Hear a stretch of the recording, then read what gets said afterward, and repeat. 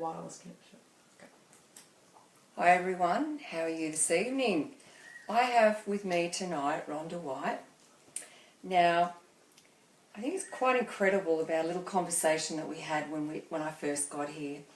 How you thought that, you know, is this the type of thing that needs to be in the show? Like, you know, I've only had a loss or several losses in my life, and, you know, to me, I went, wow, this is the sort of thing we've got to tell other people and get the message out there. You know, you've gone through such an incredible thing in your whole life with how many people? Five people passed, and very close people. In less than 6 years. In less than 6 years. So can you tell me the order of loss? Yeah, I lost my father-in-law at the end of 2011, my dad in the beginning of 2013, my mother-in-law in the beginning of 2014, my husband in August of 2015, and my mum in August of this year. So that's your mother, your father, your mother-in-law, your father-in-law, and your husband. And my husband. Okay, and I guess, you know, like I want to say to you, well, how did you cope? Like, how did... You just do. Were you, like, a bit numb or... I think you get used to dealing with grief, but it doesn't make it any easier. You know you've got to get up every day and put one foot in front of the other. And is that like something that you would say to others? Is that something that you'd say that, you know, the most important thing is to just get up every day and have a little bit of routine, or...? Oh, routine's essential. Routine's absolutely essential. One of the things that I have done all of this time, I love tea. I'm a tea drinker and I love it in fancy cups. And, you know, I would set aside a time every day to sit down and have a pot of tea out of my grandmother's cup, or which one of my grandmother's cups, because I've got heaps of them. You know, which cup am I going to have today? And that rewarded me for getting to 1 o'clock or 2 o'clock in the afternoon. It was something to look forward to. So by doing that, that helped you get through the grief? Yeah, it's a ritual. It's like children thrive on routine because they need to be nurtured. And I needed to be nurtured, so the routine was the best thing I could do. And I know that, like, through conversation that we've had prior to us, you know, coming on live, that something that you said that, because I know when things like this happen, people say, look, what can I do to help? And at that stage, you're all like, you know, trying to work out what is it that someone can do. But it's about the basic things in life, isn't it? Like you were saying that someone go and take the caravan for the pink slip so that, you know, that's something that you couldn't physically do. Yeah, take clothes that had to be cleaned out to op shops. Take, do tip runs. Because, you know, you have to clean up. Everyone has to clean up. And you can't physically, you don't have the strength to do those things on your own. Or, you know, or practical help, like, you know what, I just can't get to the grocery store. Could you do me some groceries? Really practical things. And if you had little children, it would be like, can you pick up such and such from school? I just can't do it today. So I guess too, you've got to be in that frame of mind too, that you've got to allow yourself to ask people. Oh, absolutely. Or to say, you've got to, you know, put your hand up and say, yes, I need help. Yes. Not to be afraid to say that. No, you must ask for help.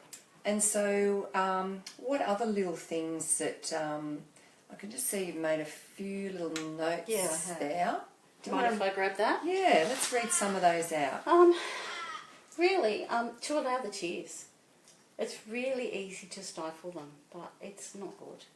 You release the tears, you release the negative emotions, and you make space to gain strength, to do the next step. So it's okay to cry. It's okay to cry. It's essential to cry. Yeah. It really is. And allow yourself time, because, okay, I'm 2 and 2 years and 3 months down the track from losing my husband. It could be 10 years. It could be 2 minutes. Some days it feels different, but I'm just, you know, I'm allowing myself the time to deal with that and to get better, to heal. Yeah, because everyone does it in their own time. Yeah. There's no given, like, timetable on what to do next, and when you do this happens and that happens, and because it's about being you. Yeah. And allowing you to do whatever it is in whatever time that you need to do it. And if you wake up one day and you just simply can't do it today, don't. Stay in bed. Stay in bed for as long as you need. That's right. Go and make a cup of tea. Go and grab the paper and lay in bed. If it's 3 o'clock in the afternoon and it doesn't affect anyone else, who cares? Because your body's telling you what you need. And grief is exhausting. So rest is one of the most important things. All right, so what else have we got there on that list? You should really get in touch with your GP because they can really monitor how you're coping. You might say, I'm going well, and you go to your GP and you've dropped 10 kilos. That didn't happen to me. Or your blood pressure's through the roof, or something's really wrong with you and you don't know, you can't see it. So your GP is a really good place to start. And if you aren't coping and you need professional help, they will be the ones that will point you in the right direction. And there's all sorts of Medicare funded help that you can get. You can have a referral for 6 mental health visits under some circumstances. And if you need that professional help, absolutely go and get it. There's no stigma. So start with your GP. Yeah. And be open and honest about what is going on. Absolutely. Inside you, because your GP is the one that'll guide you and assist you to get help in the right area. And generally you've been seeing your GP for a while, so they know you. Actually you can walk in the door and they'll go, oh, what's happened? Because they can see it in your stature, in the way you talk, in the way you walk, and just the way you look in general. My GP's been wonderful. Absolutely wonderful. And I guess too, if someone hasn't got a GP, maybe it's time to go and find a GP. Find one. Someone that you're connecting with, and someone that someone if you go and see a GP for the very first time and it just doesn't feel right, go to another one. It's okay to do that. And one of the things I didn't realise, and I had no idea of this, is that you are more likely to succumb to a serious illness or even die in the first 6 months after losing someone. Is that right? If you get through that first 6 months, you're probably going to be okay. Oh, look, I realise it's incredibly horrific. It just attacks your immune system and attacks your body on a cellular level, and you are most likely to get sick or even perhaps die in that 6 months. And I had no idea of that. Well, I mean, that was really valuable information, and I hope everyone heard that, because we've just had a helicopter fly over the top of the house and it might be something, but we're just talking about the importance of connecting with a GP and getting help, getting referrals to organisations that you need, and it is incredibly important to do that. And like I said, if you haven't got a GP, or you go in and you meet your GP for the first time and you just don't feel comfortable, don't feel bad about going and finding another one, because it is important to connect with those people, because they are going to be the answer for you, health-wise. Both mental and physical health. Yeah. Very much so. Yeah. So we're looking at a little list here that Rhonda has for us, and some really practical help. Enjoy the quiet moments, whether that's meditation, just sitting outside in the garden, a cup of tea or a glass of champagne, whatever takes your fancy, and just listening to the silence, because that really feeds your soul as well. And because your brain's going a million miles an hour, and brain fog is the pits. It really is. It's and so you're trying to think about what you've got to do next, and this has happened, and how am I going to do this, and that's got to be done by that date, and whatever. And like you say, it's so important to take the time. 10 minutes. Yeah, and that's all it is. Yeah, and it's okay to do that. Yeah, it's just okay to do that. Yeah. So what else have we got here? Exercise. Get out in nature. And I don't mean run around the block or Yeah. anything like that. Go for a walk. Don't do the Iron Man thing or anything like that. There's no need for that. Even if it's just a walk around the garden. Because it's healthy to do that, isn't it? Fresh air, feel good. Pick a few flowers, pick a few weeds, whatever takes your fancy. Bring it home and stick it in a Vegemite jar. It looks great. And you'll have achieved something. It's so important to have that sense of achievement at the end of the day, instead of thinking, oh, well, I'm still in my pyjamas, and that's okay too, by the way. I'm still in my pyjamas at 4 o'clock and I've done nothing. But if you've been out in the garden and you've got a little arrangement, well, you haven't done nothing. You've done something. Journaling really helps. I looked back on a journal I wrote several months, probably 2 years ago, several months after I lost my husband. And I looked back on it the other day and I thought, wow, I don't even recognise that person. I've changed so much in that time, and I'm got a better outlook, and I'm more positive, and I don't even recognise, and I don't feel the way I felt then. Not to say I don't miss him, I miss him every day, but I don't feel like life is over. Like you did then. Like I did then. So, reading that, does that help you today? Oh, yes. It was only a couple of weeks ago that I did read it, and I thought, wow. You've grown so much since I've grown then. so much. Mm. And that rubs off on the people around you. Like the fact that I can be strong, not a great word, but anyway, strong helps my kids and helps them to be resilient. Because they were only 21 and 25. And boys, young men, lost their father. When they lost their dad. Yeah. And they lost 4 grandparents as well. I mean, I've lost parents and in-laws, but my boys have lost all 4 grandparents and their father. So there's some pretty significant people in your life. And I remember just a little conversation we had that it was Father's Day. Yes. And what you did on Father's Day. I think this is such a lovely little story. My husband passed away on the 1st of August, so Father's Day is like 4 weeks, roughly. And I thought, Father's Day. I've got no father, I have no father-in-law, I have no husband, my boys don't have a father. But I can't let it go. So I cooked a big baked dinner, invited all the family around. And there was my mum, my sister-in-law and her partner, Bill's aunt, my boys. I think there might have been a few of the nephews there too, but basically everyone that was there didn't have a father. Not one of us had a father. So I thought, okay, let's make this special. So I chose something about each and everyone's father, and I gave them a little gift to remember their father by. And my sister-in-law's, which is one that makes me laugh, was a pair of men's socks. And one sock was stuffed with Mars bars and the others with Snickers. Because her dad, was my father-in-law, used to hide chocolates in his sock drawer. So she thought that was hysterical. That's such a lovely thing to do. And like you say, the fact that everyone there... Not one of us had a father. Oh, see? But, you got to enjoy and have a little bit of a giggle with your sister-in-law, etc. On the next Father's Day, we all just went out for lunch. Mm. So you still celebrate Father's Day? Yeah, absolutely. Yeah. We celebrate birthdays of those that aren't here. We commemorate anniversaries. We get together and we remember that person and talk and laugh because every single one of them left us with so much to laugh about. So you made it a joyful experience? Oh, absolutely. So turning something that you would have found a couple of years ago, the negative, you're turning it to the positive and you're creating it full of joy. So it's really lovely memories. I was determined to get through it and come out the other end with the 3 of us, meaning my boys and I, intact. Mm. And I mean, you've done that from what I know. Yeah. And so what else have we got on that list? I know we'll keep reverting to that list, but to me it's really important. Music. Music's really special.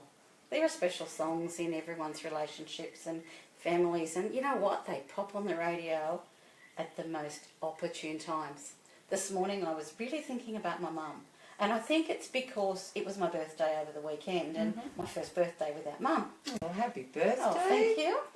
And I was really thinking about mum, and then a Facebook memory popped up where her and I were doing market stalls. Now, after my dad died, I got my mum knitting again because she hadn't knitted for years. And I said, you know what? Let's make tea cozies. She went, what? And I said, come on, let's make tea cozies. You can't buy them anywhere. No. They're really hard to get. So she made them and I embroidered them and decorated them and we did markets. And there was a picture of one of those on my Facebook memory today, and I thought, yeah, I really am thinking about mum. This is quite bizarre.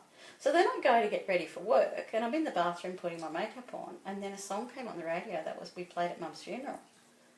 And I thought, oh my goodness, oh my. I won't do my makeup because I'll cry it off, I'll do my hair. Oh, if I do my hair, I won't hear the song. So I walked out of the bathroom and sat on the bed and listened to the song and had a little tear. And then I got up, went back to the bathroom, put my makeup on, dried my hair. So you took that time out of your day. Yeah, 2 or 3 minutes. Yeah, to create that special memory. You made it special. I thought, I can't put my makeup on, I'm just going to cry it off. And if I dry my hair, I won't hear it. So, yeah. So music's really, really a big part of my life. And do you, how can I put this? Do you have people around you that have experienced similar situations that you give this information to, that you've I haven't- helped them in that yeah. situation? I have met people who have experienced loss, Mhm. and I met a lady some time back whose husband died of cancer, as did Bill, 6 years ago, and she cannot get past it. And I've suggested that she gets help, and I've suggested all these things, but she just simply cannot get past it. And I felt really sad for her, and as much as I tried to guide her, I couldn't reach her. So, Well, I mean, like you say, everyone takes the time, their own time absolutely. to heal. She might be 10 years. Yes. She may never heal. There are some people that just die of broken heart syndromes. And like, I remember something we were discussing about with the loss and how it affected you with the situation where you couldn't read a book. Yeah. During my husband's illness, which was 3 days shy of 12 months, and afterwards I couldn't read a book. I could read the words, but I couldn't comprehend them. I couldn't get them into my brain. And it's taken until about 2 months ago for me to actually pick up a book and read it. And what was the book that you picked up? It was called Billy Brown, I'm Going to Tell Your Mother. And my husband was Billy White, who everyone should have told his mother because he was a naughty little boy at times. And I bought it based on the name, and it was about a little boy in World War II in England who would, go and raid the bombed places and really get into mischief. And I laughed all the way through it. It was the best. I feel like it was the best book I've ever read. And that helped And you it really helped me. And grow? Yeah, it helped me grow, and it helped me. And then I picked up another book. So within 5 days, I'd finished 2 books. So you reversed that I've reversed that. by reading and starting off with that fun little book. Yeah. So, I mean, that in itself is a great thing for anyone out there, like even just to read something with a bit of laughter and a feel-good kind of style. A lot of the sites, I follow a few Facebook sites for grief and widows and whatnot, and a lot of them say, I lost the ability to read, and I had to start with children's books. That's astonishing, isn't it, Yeah. that it affected... Yeah. Well, it does affect people like Yeah. that. It's a known thing, that it does affect people And like that. I have a friend who has experienced severe trauma through a marriage breakup, and it's about 9 years, and she is a reader, and she hasn't read a book in 9 years because she can't. So it's obviously a real thing. Oh, yes, I'm sure it is. I think even if you've got to pick up a golden book to start, just try. But when you're ready, it does come back. Okay, well, I mean, that's certainly a good little message. But I noticed there's a couple of books on the table there that you have read. Yes. What is it, Second This First? one is Second First, which I came across through a Facebook page. It's a woman who lost her husband to cancer. She had 2 young girls. I can't imagine what it would be like trying to deal with loss with young children. And she's full of lots of inspiration and says, there can be a life after loss. Loss changes you forever, and there can be a life after loss, and it can be wonderful, but it will never be the same. And that's the important That's message. the reality, isn't Yeah, it? that's the reality. It Yeah, will never staying be in the same. reality, all right. And this one I've only read snippets of, and that's by Sheryl Sandberg, who I think she's not Facebook, Google. I think she's something to do with Google, and her husband died in the gym at the hospital, in the hotel, and that was a real shock to her. And hers is about building resilience and facing adversity and finding joy. So I'll be putting photos of those books on the comments section, so you can go and actually have a look at them if you want to read them yourself and, purchase them to have a good read. You found them helpful? Yeah, I got them on Booktopia, and they were really very reasonable and arrived very quickly. Okay. And you can download them as well. That's a good plug for, what is it? Booktopia. Oh, there you go. Okay, so we didn't finish the list, so let's get back to that list. That's all right. Surround yourself with like-minded people. And that doesn't necessarily mean people that have been through the same sorts of losses as Yes, you, I or understand that. the same trauma or adversity or whatever, but people who are empathetic, that will hold your hand if need be, but will also ask you to hold theirs if they need it. and people that appreciate what you've gone through, even if they don't actually get it, but they do appreciate what you've gone through. And have the same values. I mean, I think that's true in life anyway. You surround yourself with people who have the same values as yourself. Mm-hmm. Because otherwise it's not a good fit. Mm. So I found that to be very helpful. Appreciate your own abilities. We're all really good at something. It might be that you're really good at mowing the lawn, or it might be that you're a beautiful artist, or that you cook the best Anzac biscuits ever. But find something that you're good at and appreciate the fact that you're good at it. That's a great point. Yeah. You know, embellish that, like really take that in hand and say, you know, I am good at, well, I found that or everyone tells me I'm good at such and such. Yeah. Well, you know what? Let me get stuck into it, and that may help. Yeah, and appreciate the fact that you can do that, and be grateful for all of those things that you are able to do, rather than be sad about things you can't. Be accountable for your own actions. Accept responsibility when you've made a mistake, because we all do, and we all make decisions in grief and trauma that may not be the right decisions. And if you say, well, you know, well, that was wrong, and if I hurt you by that, I'm really sorry, that cuts out negativity in you as well as the person that you may have wronged. But it's no use beating yourself up about it. And you can't beat yourself up about it, but be accountable, say I'm sorry, and then it should be done. Eat well. Eat well. It was really, really, really, really important. It is important. The most depressing thing I had to do after finding myself on my own was to grocery shop, and I'd be in tears before I'd get to the end of it, because I was shopping for a house of 6 people. Because I had 6, then I had 4, then I had 3, and then I had 1. And I'm shopping for a house of 6, and I'm one person. So basically, what about even as much as cooking a meal? Like trying to get away from that great big bowl and big platter and lots and lots and lots. Lots of planning. Lots of planning. Yeah. Fill your freezer with healthy things. Fill your pantry with easy healthy things.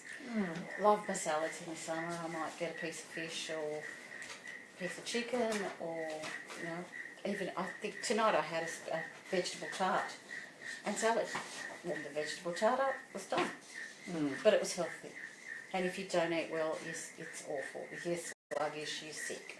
You're just not doing well at all. You need to have that, you know, clear mind too. And you need the nutrition, because your body's burning up so much energy by grieving, because it's exhausting.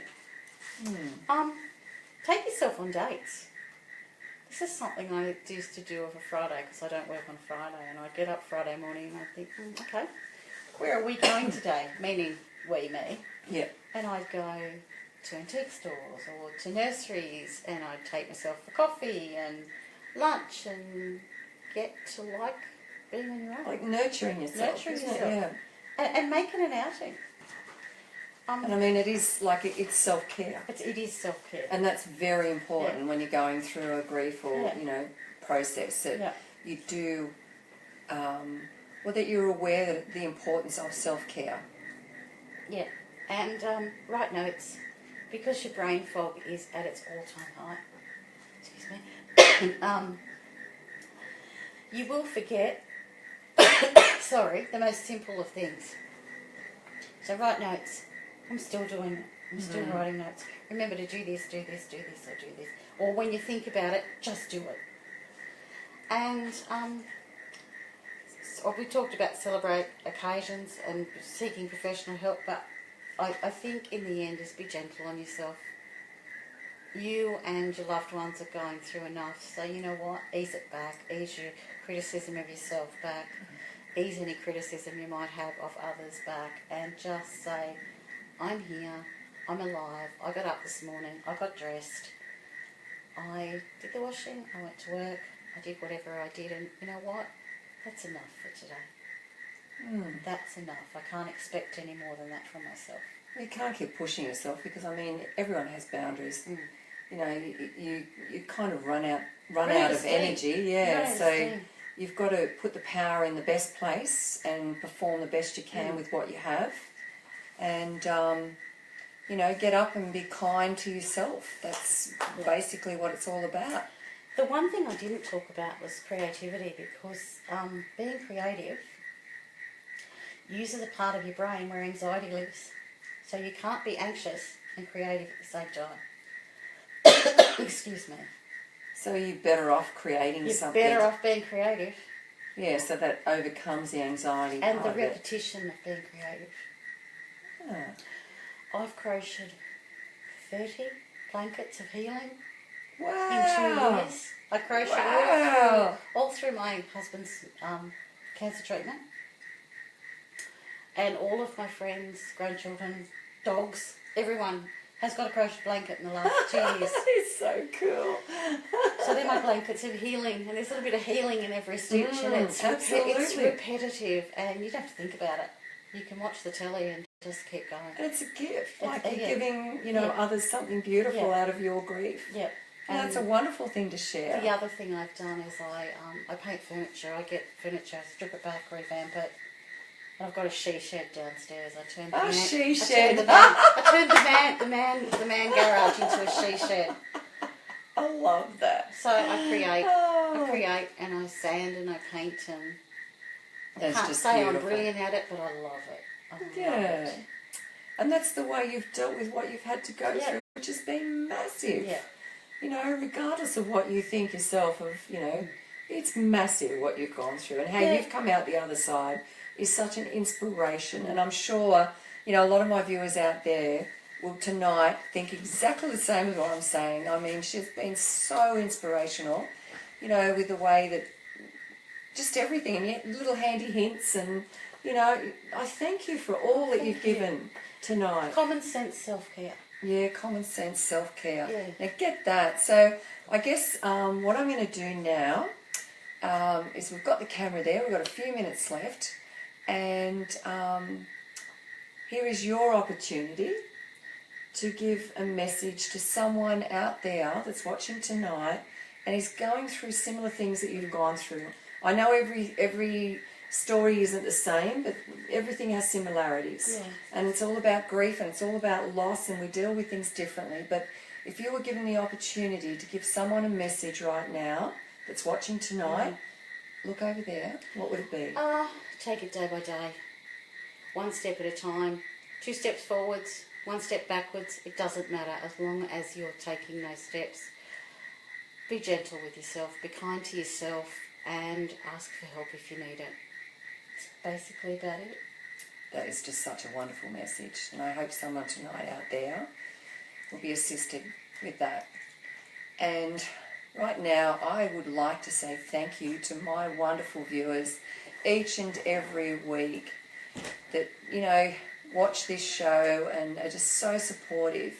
I thank you, Beck Cassidy, Joanne Quirk, thank you, Larry Lowe, good on you, Larry, and Shireen, love to Brisbane, Cindy Skeet, thank you, Cindy, for looking tonight, Kylie Quinn, Amber Jane Sterling, thank you, my darling, Alana Louise, hey Alana, thanks, darling, Sophia, thank you, Sophia, and Joanne Haskew, thanks, Joanne, and Louise Melrose Hanley, thank you, Louise, Anne Colachew, I thank you too, and Louise Birkins, thank you so much. They're just a few of the people tonight that have tuned in and every single week support what I am doing. I thank you. And if you need to pass this on to anyone, you can actually go to onthecouchwithkelly.com. So if you pass that on to others, it's fantastic. You can watch the show live on our Facebook page, which is On The Couch with Kelly. We're also On The Couch with Kelly on YouTube, but onthecouchwithkelly.com, that's the place to send everybody. You can look at all the interviews and read a little bit about me and what I'm doing. So once again, thank you everyone tonight for your amazing support. And we'll see you next week, same time, every Wednesday night, 7:30, live on Facebook. Bye for now. You'll be okay.